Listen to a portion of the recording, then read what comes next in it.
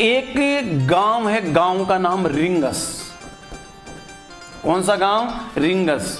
और जिला कौन सा है? सीकर। यहां का एक लड़का का नाम लोठू निठारवाल।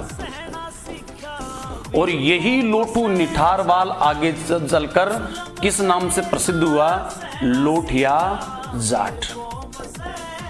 बड़ा उद्भट वीर था, एक किसान का बेटा था। लेकिन दोस्तों ये विद्या में रुचि रखता था, चोरी छुपे इसने पढ़ाई भी कर ली थी, पढ़ा लिखा भी था। इसके मन में अंग्रेजों के प्रति और जो जागीरदारों के जुल्म होते हैं उनके प्रति इसके मन में रोष था, आक्रोश था और इसको जड़ से मिटाना चाहता था। उस समय की जो क्रांतिकारी गतिविधियां देश में घटित हो रही थी उसकी जानकारी इसको मिलती तो इसके भी तन बदन में एक ज्वाला सी फूट पड़ती कि मैं भी मेरे देश से, मेरे क्षेत्र से ये जुल्म की जो दास्तान है इसको जड़ा मूल से मैं इसको नष्ट कर दूं।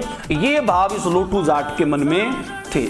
एक दिन इस रिंगस का जो जागीरदार का लड़का था वो घोड़े पर बैठ के आ रहा था। लोठू जाट अपने खेत से अपनी ढाणी में जा रहा था। पहले एक नियम था कि जागीरदार के परिवार के कोई बच्चे भी आ जाएं तो उसे कितना ही बुजुर्ग नहीं हो रास्ता छोड़ के खड़ा हो जाता है और बराबर पर आने पर उनको झुक करके सलाम करना पड़ता था। ये क्रांतिकारी विचारों का लोठिया जाट जागीरदार का जो पुत्र था, इस जागीरदार के पुत्र को झुक करके सलाम नहीं किया और तन करके खड़ा रहा। 7 फीट लंबा था ये लोठू जाट। लंबाई कितनी थी? 7 फीट लंबा रास्ते में खड़ा रहा। जब जागीरदार के पुत्र ने देखा कि इसकी दुष्ट की इतनी हिम्मत, ये मेरे को नमस्कार नहीं कर रहा है, मेरे को खमांगनी नहीं कर रहा है, उसने अपने कोड़ा था, एक कोड़ा उसके ऊपर बरसाया। कहते हैं कि लोठिया जाट ने कोड़ा पकड़ के हाथ से छीन लिया और एक थप्पड़ मारी। लोठू जाट नीचे खड़ा था, जागीरदार का बेटा घोड़े पर था और घोड़े पर खड़े के एक थप्पड़ मारी और एक ही थप्पड़ में जागीरदार के पुत्र की हो गई मृत्यु।